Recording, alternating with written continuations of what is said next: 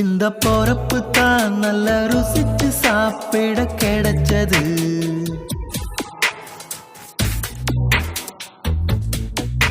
அத நினைச்சுத்தான் மனம் உலகம் முழுவதும் பறக்குது. அட சுட சுட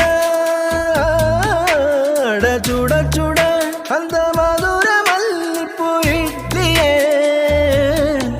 மீன் குழம்புல கொஞ்சம் புரட்டி சாப்பிட எச்சினு ஊறுது உள்ளுக்குள்ள. இந்த பொறப்பு தான் இந்த பொறப்பு தான் நல்ல ருசிச்சு சாப்பிட கிடைச்சது. இந்த பொறப்பு தான் நல்ல ருசிச்சு சாப்பிட கிடைச்சது. அத நினைச்சுத்தான் மனம் உலகம் முழுவதும் பறக்குது.